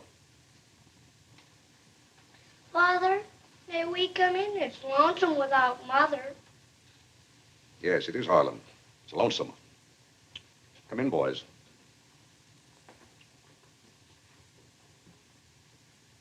What have you been doing, Harlan?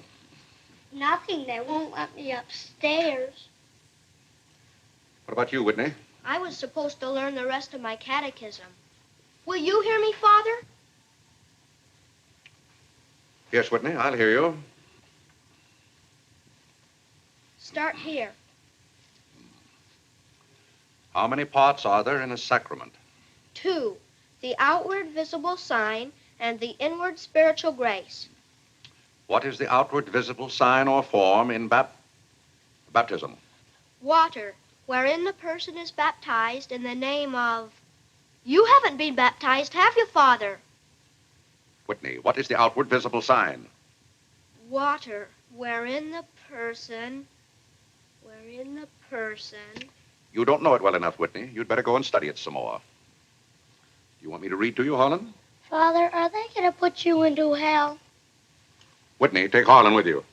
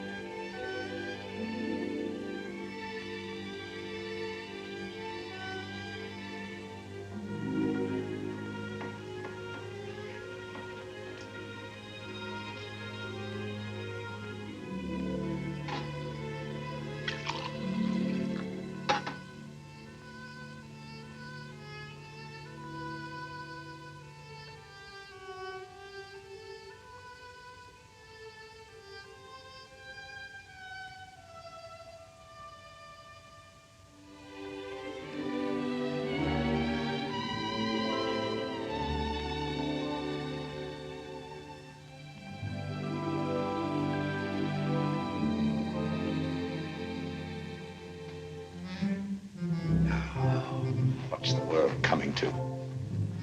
Everybody's sending for doctors. Doctors don't do you any good. Only make you feel worse. All poppycock. Who's ringing that bell? Stop that noise! Stop it, I say! What idiot's ringing that bell? Mr. Day, we must all be quiet. Mrs. Day is very ill. I know she's ill. Go up and see if she needs anything.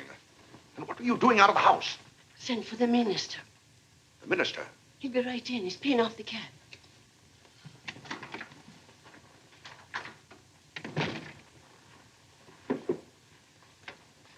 I was deeply shocked to learn the serious nature of Mrs. Day's illness. Will you take me up to her? She's resting now. She can't be disturbed. The doctor will be back in a minute. Mrs. Day has been a tower of strength in the parish. Everyone liked her so much. Yes, she was a fine woman. I wish to heaven you wouldn't talk about Mrs. Day as if she were dead.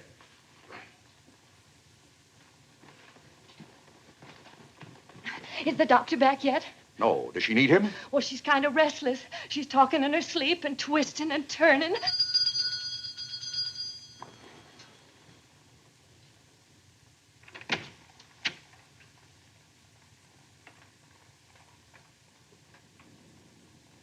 Well, Doctor, it seems to me that was a pretty long 10 minutes. See here, Mr. Day, if I'm to handle this case... How can you handle it if you're out of the house? Who is this? It's Dr. Summers.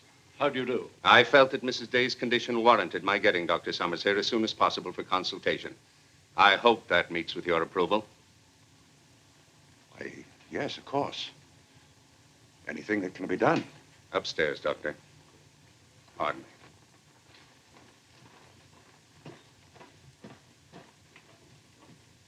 Mrs. Day is in good hands now, Mr. Day. There's nothing you and I can do at the moment to help. Dr. Lloyd. Yes? There's something that's troubling Mrs. Day's mind. Oh? I think you know what I refer to. Yes. You mean the fact that you've never been baptized? Yes, I gathered that you knew about it from your sermon last Sunday. But let's not get angry. I think something had better be done about it. Yes, Mr. Day? When the doctors get through up there, I want you to talk to Mrs. Day. I want you to tell her something. Why, I'd be glad to. You're just the man to do it. She shouldn't be upset about this. I want you to tell her that my being baptized would just be a lot of confounded nonsense. But, Mr. Day... No, she'd take your word on a thing like that. And we both must do everything we can to help her now. But the solution is so simple. It would take only your consent to be baptized. That's out of the question. And I'm surprised that a grown man like you would suggest such a thing.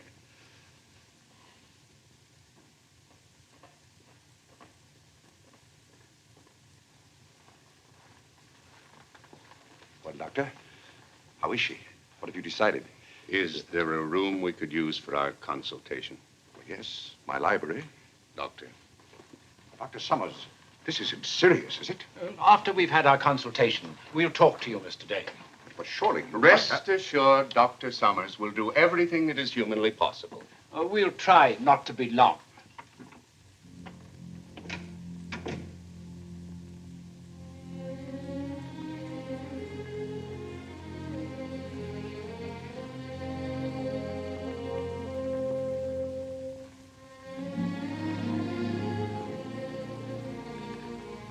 Tell me, this Dr. Summers, he's very highly thought of, isn't he? Oh, yes. Well, if Vinny is seriously... If anyone could help her, he could. Don't you think? Very fine physician. But there is a greater help, ever present in the hour of need. Let us turn to him in prayer. Let us kneel and pray.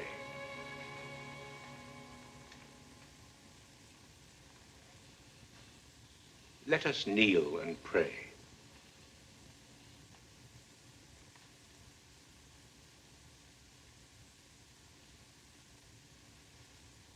O Lord, look down from heaven. Behold, visit, and relieve this thy servant who is grieved with sickness. Have mercy on her, O Lord. Have mercy on this miserable sinner. Forgive her, and extend thy accustomed She's goodness. not a miserable sinner, and you know it. Oh, God! You know Vinny is not a miserable sinner. She's a fine woman. She shouldn't be made to suffer. It's got to stop, I tell you. It's got to stop. Have mercy, I say. Have mercy, I tell you. What's the matter, Claire? What's wrong? Vinny. Vinny, what are you doing down here? You shouldn't be out of bed. You get right back upstairs. I heard you call. Do you need me? Vinny, I know now how much I need you. Get well, Vinny. I'll be baptized. I promise. I'll be baptized. You will? I'll do anything. Oh, Claire. We'll go to Europe, just we two. You won't have to worry about the children or the household accounts. Or... Vinny. Don't worry, Mr. Day. She'll be all right now.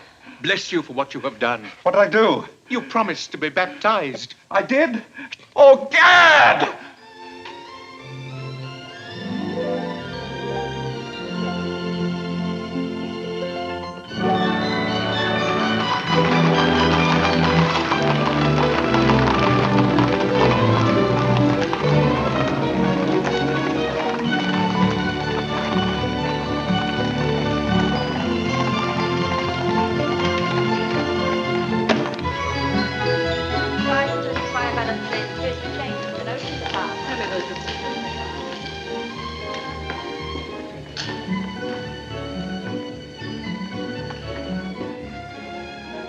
Isn't it drafty here, Mother?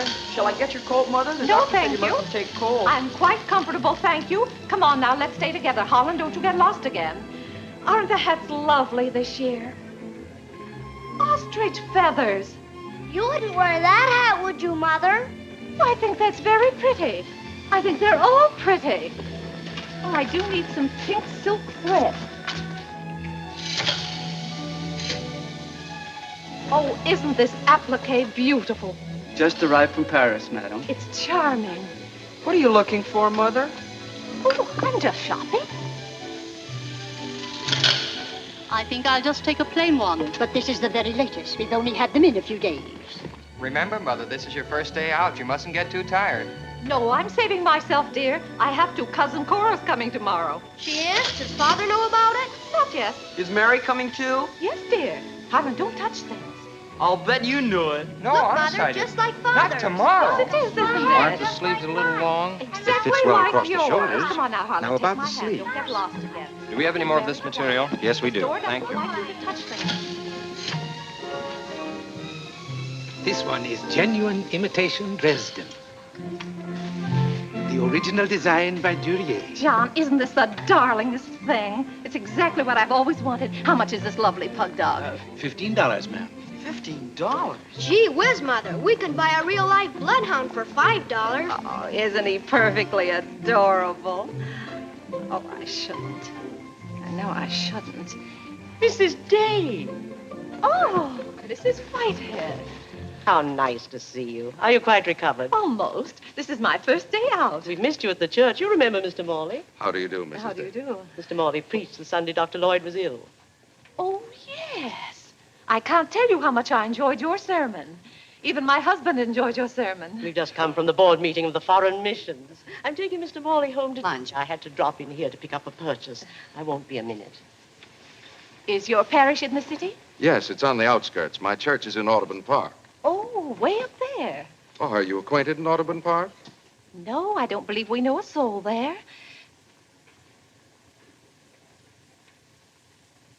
Mr. Morley, would this be possible? My husband, Mr. Day. If we lower the collar, it'll be a very fine fit. You won't find a better suit of clothes in the city for $15. Oh, it's not the price. It's the money. Thank you for holding it for me. Welcome. Goodbye, Mrs. Day. I hope we meet again soon. Goodbye. It was very pleasant meeting you again. I think it was divine providence. I shall be delighted to be of service. Goodbye, Mr. Morley. Goodbye. May I work it? Oh, no, it's against the rules.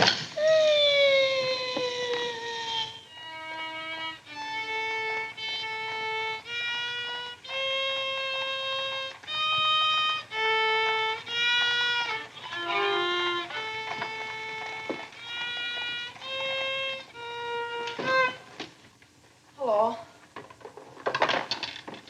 What did you bring home more medicine for? Dr. Bartlett paid us off, didn't he? Oh, yes. Oh, Jiminy, you scared me. I've got to take $15 right down to McCreary's. I bought a suit there this morning, and I said I'd have the money this afternoon. Gee, that's too bad. What's too bad? Well, you see, Clarence? What? Dr. Bartlett paid us off in medicine. Oh, Gad! Well, he thanked us, too, for our services to mankind. But my suit, I've got to have it tomorrow. And besides, they're making the alterations. I've got to have $15. Maybe you could offer them 15 bottles of medicine. Oh, they wouldn't take it. McCreary's don't sell medicine. Father. Vinny, I'm home.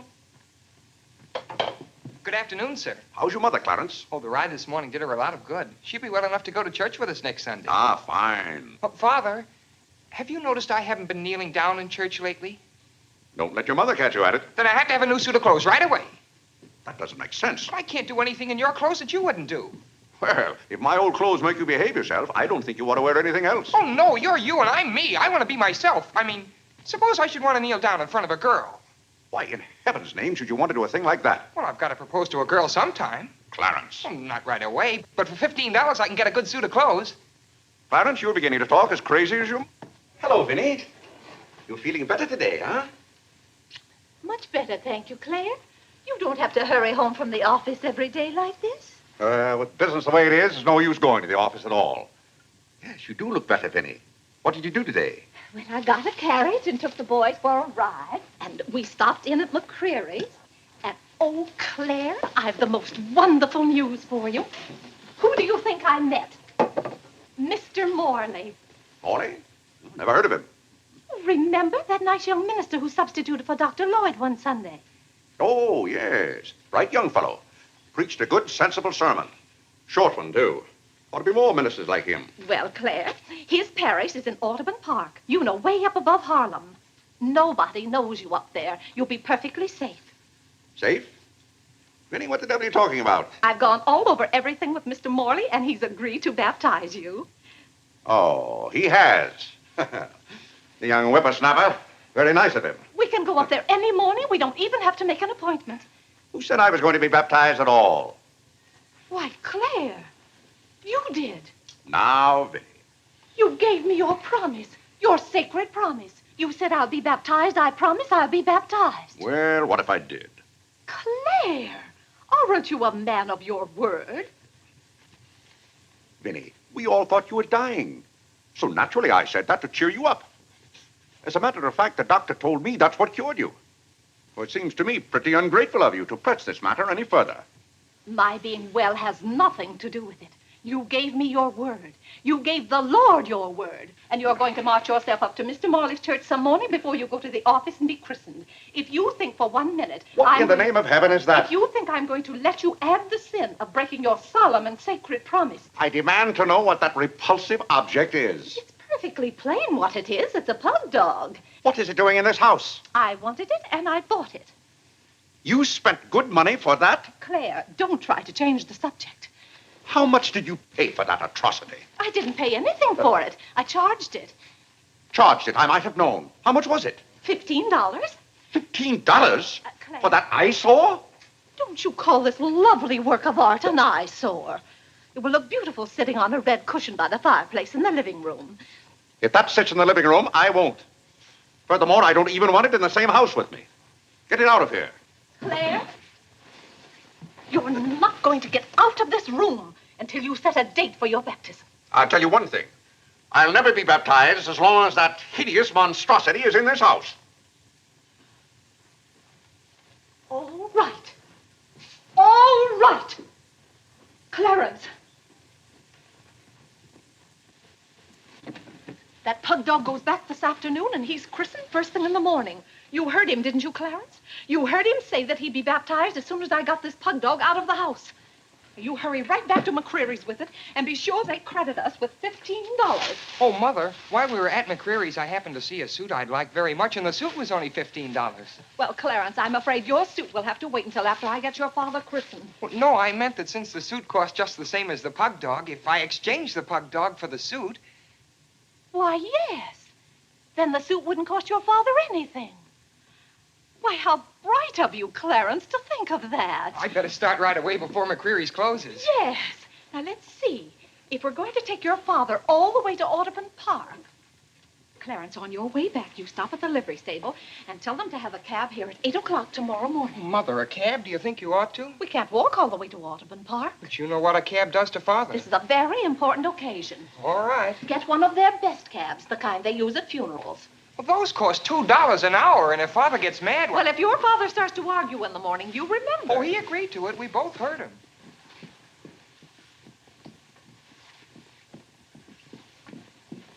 I hope you notice Clarence is returning the pug dog.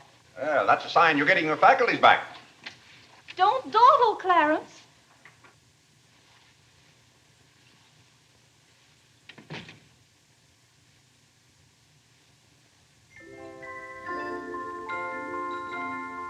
Come to me, sweet Marie, not because your face is fair, dear to see. Vinny, it's good to hear you singing again.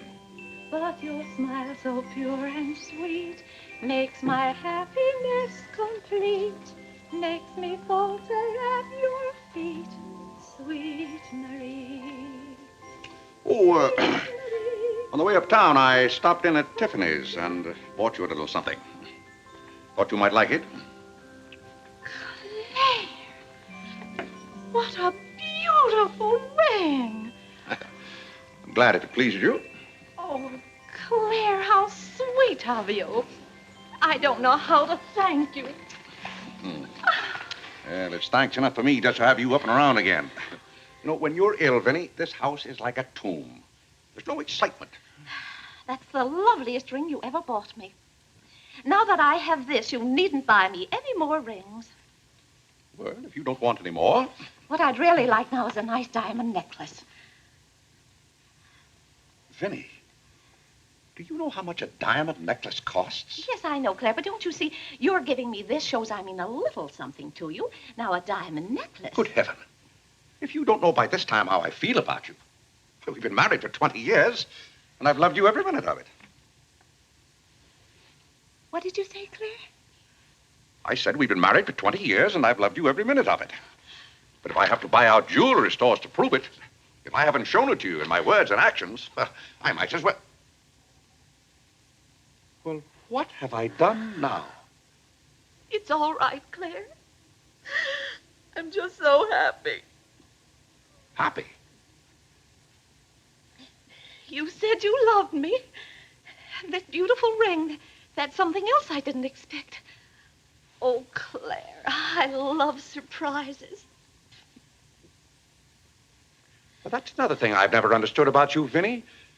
Now, I like to know what to expect. Then I'm prepared to meet it. Yes, I know, Claire, but life would be pretty dull if we always knew what was coming. Well, it's certainly not dull around here. In this house, you never know what's going to hit you tomorrow.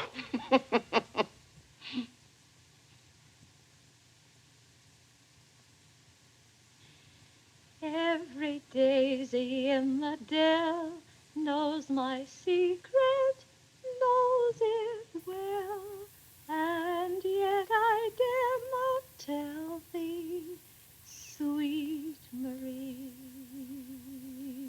sweet Marie, Sweet Marie, come to me, not because your face is fair, love to see. love to see. Every daisy in the dell knows my secret, knows it well, and yet I dare not tell thee, sweet Marie.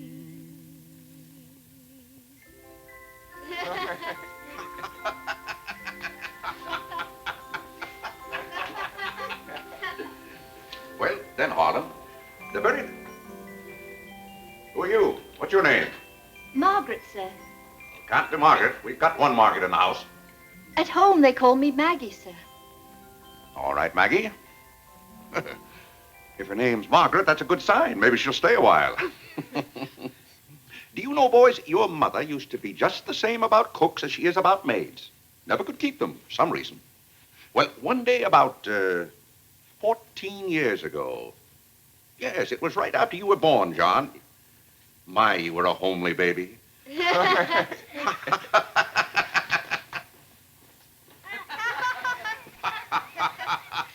you, Margaret. Good morning, boys. Good morning, Good morning, Mother. Good morning, Claire. Morning, Vinny. Why, you look as though you were dressed for a wedding. Do I, dear? Yes. Have a good night? Yes, thank you, Claire. Sit down, Vinny. Sit down, boys. Oh, thank you, Clarence. Well, seems to me everyone's all dressed up this morning. What's on the program for this fine day? Well, this afternoon, May Lewis's mother is giving a party for everyone in May's dancing class. Harlan's going to that. I don't want to go, Mama. Harlan, don't you want to go to a party and get ice cream and cake? May Lewis always tries to kiss me. When you get a little older, you won't object to girls wanting to kiss you. Will he, Clarence?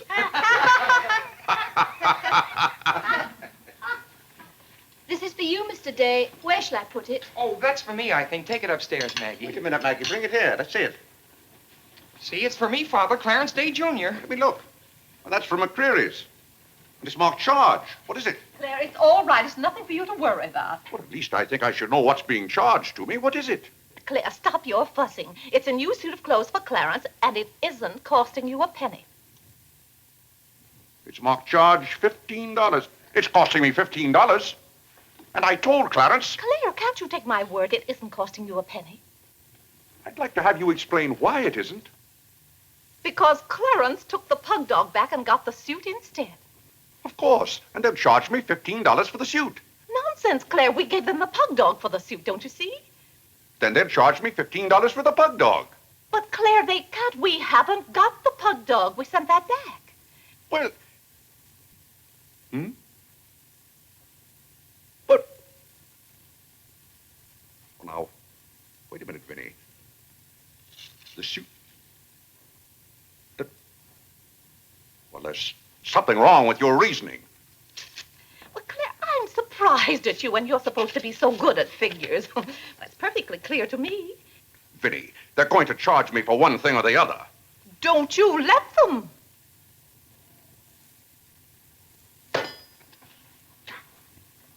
Well, McCreary's aren't giving away suits and they aren't giving away pug dogs. Why, it should be clear to a child that if Clarence sent the pug dog back, they... What? I will not have that botanical freak in this room. John, have you been going around this town selling medicine? Yes, Mother. Dog medicine? No, Mother, not dog medicine. This letter from Mrs. Sprague says you sold her a bottle of this medicine and that her little boy gave some of it to their dog and it killed him. Now she wants $10 from us for a new dog. Here, let me see that letter. Well, he shouldn't have given it to a dog. It's for humans. Why, it's Bartlett's beneficent balm made from a secret formula. Have you been going around among our friends and neighbors selling some patent nostrum? But it's good medicine, Father. I can prove that by Mother. Vinny, what do you know about this? Well, nothing, Claire. But I'm sure John... No, I mean that day Mother was... That's enough. You're going to every house where you sold a bottle of that concoction and buy it all back. But it's $1 a bottle. I don't care how much it is. Here, I'll give you the money now. How many bottles did you sell? 128. 128? Claire, I always told you John would make a good businessman. Young man, you'll have to come down to my office with me. I'll give you the money to buy back that medicine. $128. And $10 more for Mrs. Sprague's dog. That's $138. Thank you, Vinny. But it's all coming out of your allowance. That means that you'll not get another penny until the whole $138 is paid up. I'll be 21 years old. Oh, Gad! What's the matter, Claire? What's wrong?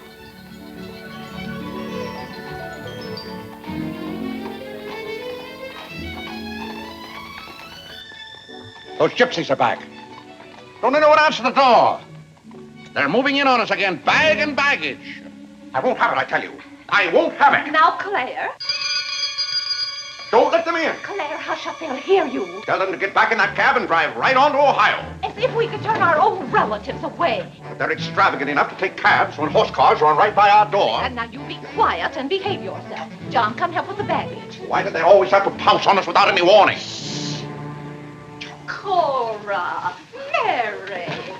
Well, it's so good to have you back again. How are you, Vinny? We've been so worried about you. Oh, I'm fine now. Did you have fun in Springfield? Was it? John. My, you're still growing. Thank you, Cousin John, Cora. go get the baggage. There's Hello. Whitney. How are you, darling? Fine, thank you. And little Harlan. Hello. Have you been a good boy? No. Claire, the girls are here. Cousin Claire, here we are again.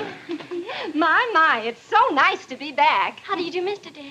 How do you do? Come and sit down and have some breakfast with us. Oh, we had breakfast at the depot. Well, we've practically finished ours. I haven't finished my breakfast. Well, then sit down, Claire. Come and have a cup of coffee anyway. Oh, thank Mary, you, sit Vinny. over there. Cora, Maggie, clear those places. My, this seems so natural. Claire, don't let your kippers get cold. Maggie, serve some coffee. Yes. Where's Clarence? Well, he must be upstairs moving his things so you can have his room again. Oh, Vinny, we can't stay overnight. Grandpa Ebbs has been failing very fast, and that's why I have to hurry back. We're leaving on the 5 o'clock train this afternoon. Well, Cora, it certainly is good to see you again.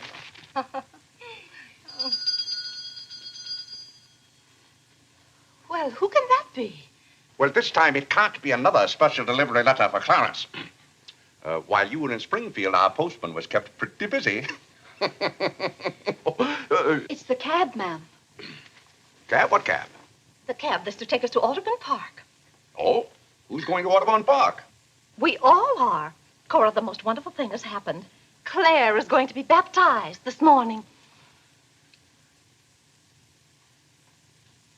Vinny, what are you saying? I'm saying you're going to be baptized this morning. I am not going to be baptized this morning or any other morning. You promised yesterday that as soon as I sent that pug dog back, you'd be baptized. I never said anything remotely like that. Clarence was right there and heard you. That's why I ordered the cab. The cab. Vinny, you send that right back. I'll do nothing of the kind. I'm going to see that you go to heaven. I can't go to heaven in a cab. Well, you can start in a cab. I'm not sure they'll ever let you into heaven, but I know they won't unless you're baptized. They can't keep me out of heaven on a technicality. Claire, stop quibbling. You may as well face it. You've got to make your peace with God. Until you stirred him up, I had no trouble with God. Harlan, Whitney, come get your Sunday hats. Clarence, John. Yes, Mother? Hurry, we're ready to go. Oh, my prayer book. Harlan, come let me fix your tie. Vinny, are you mad? Was it your plan that my own children should witness this indignity? Why, Claire, they'll be proud of you. I suppose Harlan is to be my godfather. Vinny, I won't go through with this thing. That's final. Claire, dear, if you feel that way about it. I do. Then we won't take the children with us. I'm not talking about the children. I'm ready, Mother. Oh, John.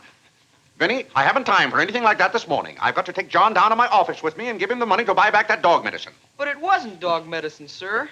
Young man, we're starting downtown this minute. You'll do no such thing.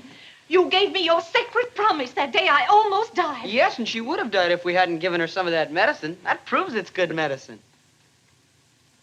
You gave your mother some of that dog medicine? John, you didn't. Yes, we did, Mother. We put some in your tea that morning. John. Do you realize you might have killed your mother? You did kill Mrs. Sprague's dog. John, I'll have to give considerable thought as to how you're to be punished for this. But Claire. No, Vinny. When I think of that day, why, we might have lost you. You're all right now, thank heaven. But what I went through that afternoon, the way I felt, well, I'll never forget it. You've forgotten it already. What do you mean? That was the day you gave me your sacred promise. Yes, but I wouldn't have given you my promise if I hadn't thought you were dying. And you wouldn't have almost died if John hadn't given you that dog medicine. Don't you see? Well, the whole thing is illegal. Suppose I had died. It wouldn't make any difference to you. You don't care whether we meet in heaven or not. You don't care whether you ever see me and the children again. Oh, Vinny, you're not being fair to me. It's all right, Claire. If you don't love us enough, there's nothing we can do about it. But that has nothing to do with it. I love my family as much as any man. All my life, I've struggled and worked just to... Gad, there's that cab.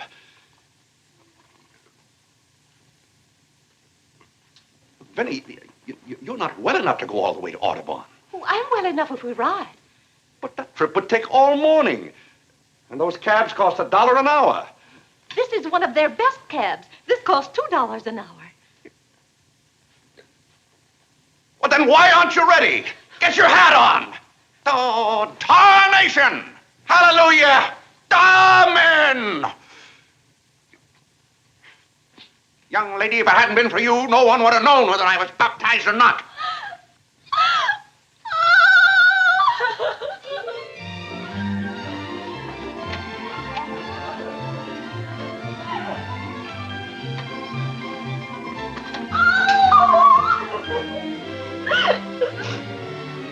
Oh, Gad! Good morning, Mr. Day. You're going to the office? No. I'm going to be baptized.